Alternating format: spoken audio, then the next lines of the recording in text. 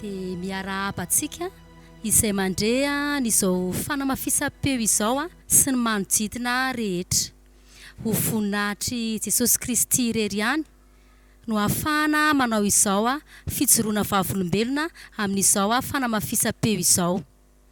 Raha ny momba no tenenina fitsinina indraimbava dia ny tenako dia renim-pianakaviana. Ny momba amin'ny ankapobeny dia notezaina tamin'ny fiainana kristianina hatramin'ny fahakeloko ao. Izany hoe ireo ray aman-dreniko dia niezaka nitaizanay tamin'ny alalan'ny soratra masina marina sy izay tena mifototra amin'ny baiboly. Nianatra sekoly alahady ny tenako tamin'ny fahakeloko.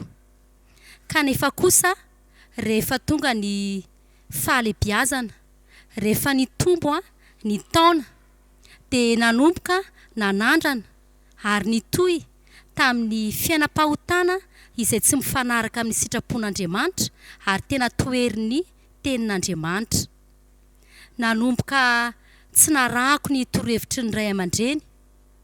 Nanomboka tsy nirarahiako ny fampianarana izay voarahiko tany amin'ny sekoly alahady.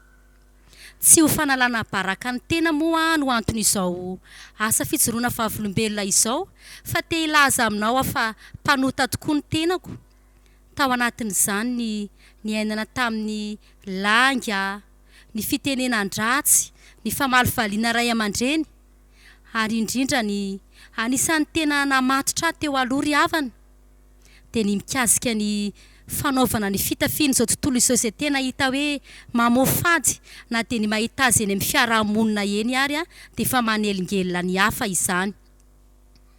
Tao anatin'izany toetra tsy mahomby izany dia vitako mihitsy ny miteny amin'ny ray aman-dreniko ohatra hoe mila vola mikasika ny fianarana, nefa tsy ilaiko amin'ny fianarana akory ilay vola fa entiko anaovana ny sitrapo-adala izay tsy mifanaraka amin'ny sitrapon'Andriamanitra. Nandritra izany ry havana dia maro ny toriteny izay reko. Toa henoko fotsiny ihany izy ireny fa tsy nankatoaviko. Misy ny olona izay miteny amiko hoe raha very ny mpanota dia hijaly somay any amin'ny elo, fa toa tsy nahataitra izany. Efa nisy ary havana izay miaino ny fotoana izay nieritreretako hoe dia tena misy tokoa ve ny fanahy ao anatin'ny olombelona tao, dia nanomboka tsy resy lahatra any amin'ny hoe misy fanahy ao anatintsika olombelona ao. Nandeha ny fotoana niakatra nanohy ny fianarana teny amin'ny oniversite Antananarivo ny tenako. Nandritra n'izany fianarana izany teo amin'ny 5 taona teo eo ny ianarako teny, fa maika vao nanalavitra an'Andriamanitra ny tenako ry havana. Maika vao tonga famenarana ho an'ny tenako. Izany hoe manompo an'Andriamanitra izany, mahamenatra izany tonoana ho mpivavaka izany, mahamenatra izany ampiseho fihetsika na fitondran-tena na fitafy, antsoina ho mpivavaka izany. Nitoteny ny fotoana nanambady ny tenako, izany hoe vita ny soratra sy ny mariazy, dia niteraka rola ny tenako. Nisy ihany ny fitaomana izay natao satria mba misy ihany fotoana izay ahatsiarovako hoe mandeha makany am-piangonana. Nefa tao anatin'izany ry havana dia toa fihetseham-po fotsiny izy tamiko raha mitaona ny mpanompon'Andriamanitra hoe iza no an'olo tena ho an'i Jesosy, dia misy ny fotoana tsatsaroko eto mandeha makeny aloha eny ihany aho. Kanefa tsy lalipaka izany fanoloran-tena izany fa toa fihetseham-po eo no eo ihany. Fa rehefa tapitra izay dia ny fomba mampanao mahazatra ihany no ataon'ny tena.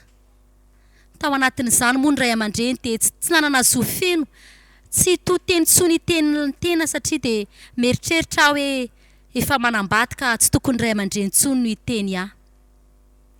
Tonga nefa ry havana ny fotoana izay nahatongavan'ny famonjen'Andriamanitra tamin'ny fiainako, ary eo indrindra no hitantaraiko aminao ankehitriny hoe ahoana ary ilay fomba tamin'ny fotoana manahoana ary no nanatonako an'i Jesosy na nandraisako ny famonjena. Izany famonjena izay niraisiko izany ry havana dia mifamatotra tanteraka amin'ny fanasitranana mahagaga izay nataon'Andriamanitra tamin'ny fiainako. Koa anao ry havana izay miaino an'izao fanamafisam-peo izao, mety mbola miliba ao anatin'ny fahotana ianao, na mety anamarina ny tenanao ianao hoe za tsy mpanota be. Ianao izay mihaino an'izao fanamafisam-peo izao koa ry havana. Mety voafatotry ny aretina mampahory anao na ny havanao akaiky anao angano marary. Miangavy anao amin'ny anaran'i Jesosy aho mba holiana anaraka ny aminy hoe nanahoana moa ny fotoana, nanahoana moa ny zava-mahagaga izay nataony Jesosy tamiko ka nandraisako ny famonjena sy ny fanasitranana taminy. Tamin'ny taona 2008 efa niteraka roa aho tamin'izany hoy aho Roland ny zanako. Dia bevoka ny zanakay fahatelo aho tamin'izay. Ny asako moa amin'ny ankapobeny dia mitazona école, izany hoe ao anatin'izany koa ny asa fampianarana. Nandeha tany amin'ny faritry Fenerive izay ry havana tamin'ny mois de juillet 2008. Rehefa tapitra ny 5 juillet ilay asa fampianarana antsoina hoe faradoboka baka tamin'izany. Dia ny andro tandrotandron'iny accident tenako ny 5 juillet 2008 voadona mafy ny kiboko ay tamin'ny fotoana io maty ny zazakely tao akibo efa bolana andray 5 volana teo eo. Sabotsy moa ny andro tamin'io fotoana io zany ka nilaza tamin'ny zoko koa hoe ohatrany tsy mety zany zazakely ato akiboko zany to efa tsy mifampitohy amiko tsony, zany hoe fahatsapana avy amin'Andriamanitra no nahatsapako an'izay. Dia nilaza moa ny zoko tamin'izany hoe weekend zao tsy misy ny mpanao échographie fa mijanona amin'ny alatsinainy. Tsy naharesy lahatra ry havana ny hoe hijanona, ay moa efa fitondran'Andriamanitra ny hoe tsy hijanonana hanao échographie. Dia niakatra izahay niverina tany Antananarivo. Rehefa tonga tany Antananarivo dia nitohy tamin'ny fiainana mahazatra satria tsy nisy fambarana dia kely akory ary hoe maty ka ilay zaza tao akibo tamin'ny fotoana io. Misy dokotera nantonona tamin'izany notantaraina hoe nisy accident nanjoa dia to tsapako tsy mifampitohy amiko tsony ilay zaza, to tsy sarotiny tsony amin'ny fitondrana voka raha toka sarotiny teo aloha. Nilaza ry havana ilay dokotera hoe rehefa tsy misy fambara hoy izy dia mbola velona izany ilay zaza ao akibo. Nandeha ny andro, nandeha ny fotoana, tonga ny 12 août, izany hoe ray volana mahery tao aorianan'ilay accident. Dia nanantona dokotera amin'izay tapa-kevitra aho ary tsapako fa fitondran'Andriamanitra mihitsy fandresen-dahatra avy amin'Andriamanitra satria tonga ny ora izay amin'ny lalakalehako ny nandehanana nanantona mpanao échographie. Rehefa tonga tany amin'ny mpanao échographie ry havana dia nivoaka ny résultat hoe efa maty, efa tsy nety tamin'ny ray volana mahery ilay zaza. Resy lahatra hoe zay ary ilay fotoanan'ny accident izay nitranga tamiko ka dia maty tanteraka izany ilay zazakely. Nilaza ilay dokotera fa efa aloha ao akiboko ilay zaza ary somary sarotrarotra io izy ka vola betsaka no omanina. Tao anatin'izany ry havana dia namofo ny tenako, to tsy zakako ilay fahoriana, tsy tantoko neritreritra hoe misy zava-doza tahaka izany ao anatiko ao. Tsoroko aminao ry havana fa na dia nitsindro ny dokotera ary dia mampatahotra izany ny toetrako izany, matahotra izany resaka ratra izany, matahotra izany resaka tsindrony izany, kanefa dia zava-doza toy izany no misy amiko. Mety ho manam-pahalalana mikasika ny fitoeam-pahasalaman'ny olombelona ny vatan'ny olombelona ianao izay mihaino mety efa nandre tantara ianao ry havana hoe na dia placenta na ahitra kely ary no mijanona any anatin'ny kibon'ny vehivavy ihany dia mety hitarika azy amin'ny fahafatesana. Fataro ry havana fa ray volana mahery izany no nitondrako an'izany zaza efa tsy nety, efa aloha tao anatin'ny kiboko izany, fa hoy ny tenin'Andriamanitra hoe ny famindrapon'Andriamanitra no tsy lalan'ny rihitra antsika. Raha tsy noho ny famindrapon'Andriamanitra ry havana dia efa maty tao anatin'ny fahotana ao. Tamin'izany zavatra nisy izany ary dia nivory ny fianakaviana, ny ray aman-dreniko, ny vady aman-janako sy ny ray aman-dreniko, ny prêt-à-pot amiko hoe andeha hanantsona manam-pahaizana manokana professeur tao Befelantanana izahay. Rehefa tonga tao amin'ilay professeur dia nilaza izy hoe hotoranina ho atao anesthésie générale zany ny tenako amin'ny sasany hariva any ho any. Izahay moa ry havana dia araky ny lazaiko taminao hatrany am-boaloha dia voataiza tao anatin'ny fivavahana kristianina. Nanomboka tonga sainao ny amin'ny zavatra izay nampionoana tamin'ny mbola kely. Nanomboka tonga sainao ny amin'ny herin'Andriamanitra mahagaga izay azony atao amiko. Teo ary dia nanomboka nivavaka aho, na dia mbola tsapako ary fa miaina ao anatin'ny fahotana aho, tsapako fa tena mpanota be aho. Nampahery Andriamanitra tamin'izany hoe tsy mamaika aloha ny anesoranao ny zavatra ivelambelany fa ny fonao no tiako atolotra ao aho. Tamin'izany dia nanomboka nitodika tamin'Andriamanitra na dia hoe tsy feno ary izany fanoloran-teny izany. Niresaka tamin'ny pasteur ihany koa ary havana hoe manana aretina toy izao aho, misy zava-doza be ohatr'izao amin'ny tenako ao. Ka nilaza ny dokotera fa raha mivoaka en bloc ilay izy dia tsy dia atahorana loatra, ka na dia tsy dia tena tsapako ary hoe inona moa izany zazakely en bloc izany satria efa badenina ihany ny saiko tamin'izany. Dia notononona tambavaka izany hoe mba hivoaka en bloc Jesosy eo ilay zazakely. Inona hoe ianao zava-mahagaga izay nataon'Andriamanitra tamiko? Amin'ny ena sasany fotoana izay anaovana anestesie générale ny tenako ry havana, tonga tamin'ny 3 sasany teo eo tao amin'ny hôpitaliny be Filatanana, niporisaka niala nivoaka ho azy tao ilay zazakely. Narary kely fotsiny kiboko kely, tsy dia manahoana fa tonga dia niala tao ilay izy. Aleloia. Izany dia zava-mahagaga izay azon'ny tanan'Andriamanitra tao amin'ny fiainantsika olombelona. Fanontaniana mety hipetraka dia hoe nahoana moa ilay zazakely tsy niala tao nandritra ny 2 volana mahery?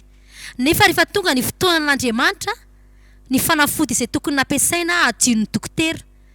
Amin'ny ena sasany rendez-vous an'ny dokotera, tsy taran'Andriamanitra ry havana fa lasa aloha ary nivoaka ho azy tao ilay izy. Izany moa dia ho voninahitr'Andriamanitra ary tantara izay tsy haiko adonoina raha mbola velonaina koa izao tenako izao. Aleloia.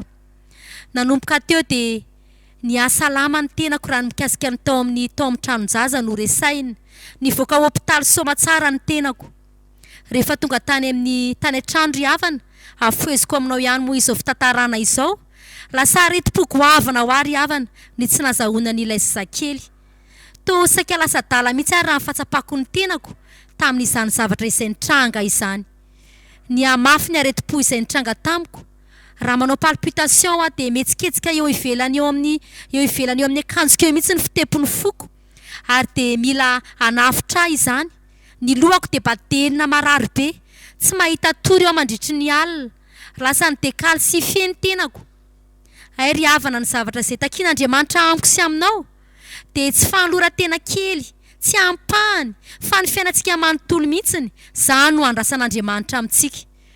300 comprimés mahery tany hoany ry havana ny fanafody izay nohaniko, nefa dia tao calmant fotsiny ilay izy fa tsy nitondra fanasitranana. Tsy milaza aminao aho hoe ratsy ny fanafodin'ny dokotera, fa rehefa miasa ny tanan'Andriamanitra tsy azontsika sakanana, ary ny tanan'ny dokotera dia tsy mahasakana antsika amin'ny tanan'Andriamanitra. Rehefa tamin'izay ary dia nanomboka ny hamafy ilay aretina. Efa nisy mihitsy ny fotoana izay tsy adonoko en septembre 2008 io ry havana, tsy nahita torana dia indray mpimaso nandritra ny alina, ary ny ampitson'io dia efa ambava ahoana ny fahafatesana ny tenako efa hialainao. Noporifon'ny dokotera izany. Efa pincé ny tension ako ry havana. Omena rano aho dia tsy voatana intsony fa mivoaka ilay izy. Omena fanafody aho, tsy voatazony any anatiko intsony fa mivoaka aloha fotsiny tonga dia eny eo izany fanafody izany. Nanomboka teo ary havana dia resy lahatra fa mila an'i Jesosy aho. Ny voady aho teo ampandriana hoe Jesosy eo, raha sitranao amin'izao aretiko izao aho. Dia tena ho porofoko mihitsy fa tena hanompo anao tanteraka aho. Ny fiainako manontolo dia atolotra anao. Tapa-kevitra ary havana fa hanolo tena ho an'i Jesosy. Tapa-kevitra aho fa hisaraka amin'ny fiainam-pahotana izay mamatotra ahy. Dia natolotra ho an'i Jesosy ny fiainako. Na ho faty aho hoy aho, tsy matahotra ny ho faty intsony aho. Ny bebaka tamin'ny foko manontolo aho. Eny vonina aho ny andoha izay mety ho vitiny amin'ny fandehanana amin'ny lalatery miaraka amin'i Jesosy. Isaorako Andriamanitra ry havana fa ny afaka pitson'io ihany. Izany hoe ny 14 septembre 2008 dia nanomboka tonga tany am-piangonana aho ny après-midi na dia mbola tsy tena sitrana tanteraka ary. Andriamanitra moa dia mizaha toetra antsika hoe tena hanolo tena ho azy ve? Tena hanolotra ny fo azy ve? Ny fahasalamana izay omen'Andriamanitra antsika ve ho entina hanompo azy sa hitohizana amin'ny fahadalàna? Tamin'izany ry havana dia notohizako ny fanoloran-tena nanomboka namaky baiboly aho na dia tsy nivakiako efa antaona ny maro ary izany. Nanomboka nihira fiderana aho izay fantatro fa tsy ny heriko, tsy ny tanjako no nafahako nanao izany fa ny fahasoavan'Andriamanitra. Aleloia. Nanomboka niangona aho ary notohizako izany fanoloran-teny izany. Inona ny zavatra nisy hoy ianao? Tsy niandry fotoana maharitra intsony fa andro alahady 5 oktobra 2008 raha nivavaka tany amin'ny fiangonana Jesosy mamonjy akoron-drano izahay dia nandeha ny toriteny mikasika ny fiasan'ny tanakavanan'Andriamanitra, izay tanakavanan'Andriamanitra nolazain'ilay pasteur tamin'izany hoe azo ny aseho amin'ny mpanompo ny tanany ankavanana, afaka miady amin'ny devoly fahavalon'ny mpanompo ny tanakavanan'Andriamanitra, ary afaka mitondra fanasitranana ny tanakavanan'Andriamanitra, afaka mitondra famonjena io tanakavanan'Andriamanitra io. Dia mahatahiry ihany koa izy ny fo izay atolotra azy izany tanakavanan'Andriamanitra izany. Tena tsapako fa tena tiako be ilay toriteny, nahakasika ny fo amam-panahiko ilay toriteny, ninoiko ilay toriteny, ary nilaza ry havana ilay mpanompon'Andriamanitra hoe inary ny fepetra ho izy raha tianao ny hiasan'ny tanakavanan'Andriamanitra. Anankiroa ny tena nisongadina ry havana. Mila miaiky ny fahotana, mila mibebaka, mila mahafoy an'izany fahotana izany, izay ny voalohany. Ary ny faharoa izy dia mila manetry tena eo ambanin'ny tana maherin'Andriamanitra. Narahako ary ninoko izany fepetra izany. Niantso ilay mpanompon'Andriamanitra hoe mandehana ary ety aloha izy, manatony ety aloha izay mangetaeta ny fiasan'ny tanakavanan'Andriamanitra. Nanantona an'izany ary havana, toa tsy fantako akory, toa adinoko akory ilay zanako kely roa taona teo akaiky fa napetrako tamin'ny olona teo dia lasa nanantona teny aloha teny. Inona ho ianao zava-mahagaga izay nataon'Andriamanitra nandritra n'izany vavaka izay natao izany. Tsapako ry havana ny herin'ny tanakavanan'Andriamanitra, na tsapa ny herin'Andriamanitra ny asa tao anatsiko aho, ary dia tsapako noho ny niverina hoe sitrana tanteraka tamin'ny aretsiko aho. Nanandrana tamin'iny hariva iny, nandeha tongotra somary lavidavitra, raha toa ka tsy vitako izany teo aloha, vitako izany noho ny amin'ny herin'Andriamanitra, noho ny amin'ny herin'ny diakapoko Jesosy Kristy. Voninahitra moa ho an'Andriamanitra irery ihany. Lasa natanjaka be za. Tsy nohaniko tsony ampitson'iny ny fanafody fampatoriana satria tsy mahita toromaso ary havana raha tsy mihinana fanafody fampatoriana. Izay zavatra tsy haiko teo aloha nataoko daholo. Sitrana tanteraka ny aretim-poko, afaka ny aretin'andohako, natanjaka aho. Ary tao anatin'izany ny tena zava-dehibe afaka tanteraka ry havana tamin'ny fiainam-pahotana rehetra, na izay fahotana tsy nangatahako ahafahan'Andriamanitra ary dia gaga hoe toa tsy haiko tsony no manao an'izao, ary toa afaka ilay toy izao. Izany dia manambara amintsika fa afaka manova olona Jesosy ary manaraka aorian'ny famelan-keloka ny fanasitranana. Aleloia. Dia hatramin'izao 10 taona lasa izay ry havana raha zao 2018 izao no jerena no nanasitrana an'Andriamanitra. Tsy naharary intsony aho, eny amin'ny maha-olombelona raha misy ny vovoka na hoe mety olena ny orana ohatra dia mety misy ny sery kely, mety misy ny kohaka kely, fa sahako ry havana ny mijoro vavolombelon'i Jesosy aminao, fa tsy nisy intsony arety mandoza tamin'ny fiainako, tsy nisy intsony areti-po.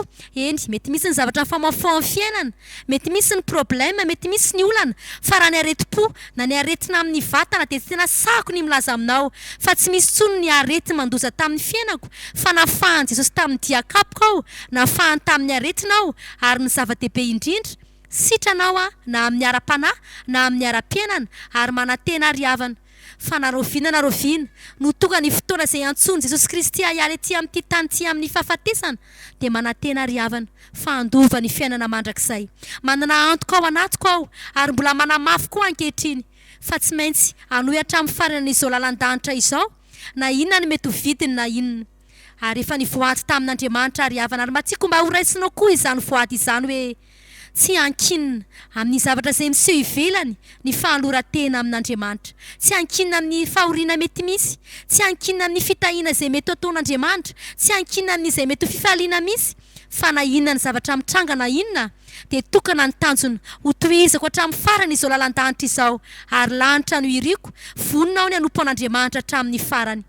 Amaranako ary havana an'izao asa fijoroana vavolombelona izao, miangavy ianao amin'ny anaran'i Jesosy aho, ataovy sarobidy aminao izao fahavelomana izao.